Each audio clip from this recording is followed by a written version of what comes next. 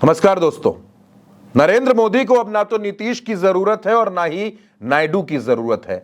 नीतीश पहले ही पैदल हो चुके हैं और नायडू न्यूट्रल हो चुके हैं, क्योंकि भारतीय जनता पार्टी ने ऐसा दांव चल दिया है कि अब नीतीश और नायडू अपनी बैसाखी का जोर दिखा नहीं पाएंगे। दोस्तों, आप जानते हैं कि भी एनडीए में नरेंद्र मोदी और भारतीय जनता पार्टी 240 सीटों पर अटके।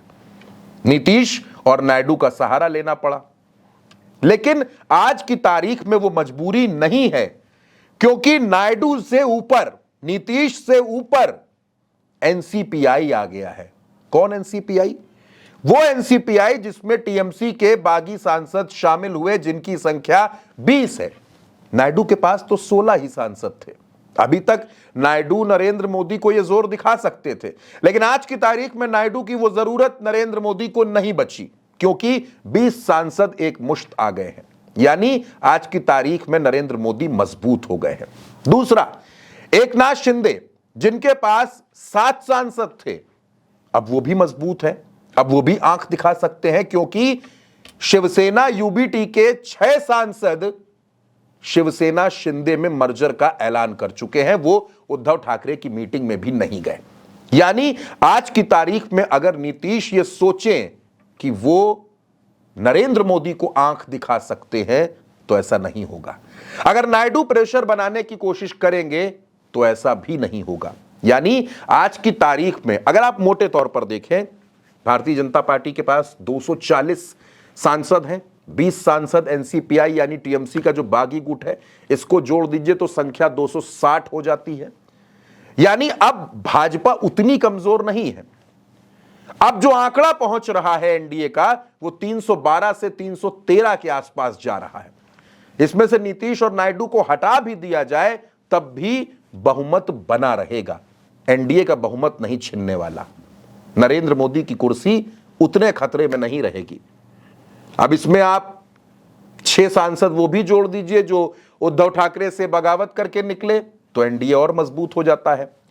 लेकिन जिस बहुमत की तलाश है भारतीय जनता पार्टी को, वो आंकड़ा 363 के आसपास है। सवाल है कि क्या इसी वजह से कहा जा रहा है कि समाजवादी पार्टी के सांसद टूट सकते हैं, एनडीए के भाजपा के संपर्क में आ सकते हैं?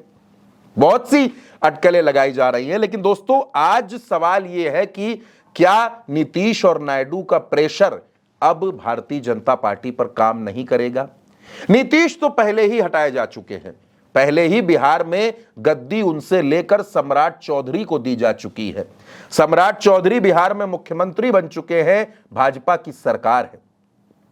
चिराग पासवान एनडीए के साथ है, मांझी एनडीए के साथ हैं, अनुप्रिया पटेल, जयंत चौधरी एनडीए के साथ हैं, भाजपा के साथ हैं। यानी नरेंद्र मोदी ने यह पूरा इंतजाम कर लिया है कि नीतीश और नायडू अब आंख ना दिखा पाए, कोई प्रेशर ना बना पाए।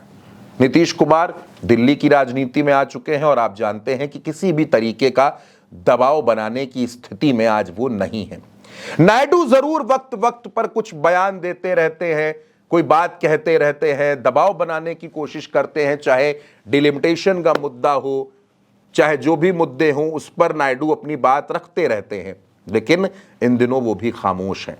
वो भी समझ रहे हैं कि भारतीय जनता पार्टी किस तरीके का नंबर गेम कर रही है। यानी नीतीश और नायडू अब ये दोनों भारतीय जनता पार्टी पर दबाव नहीं बना सकते।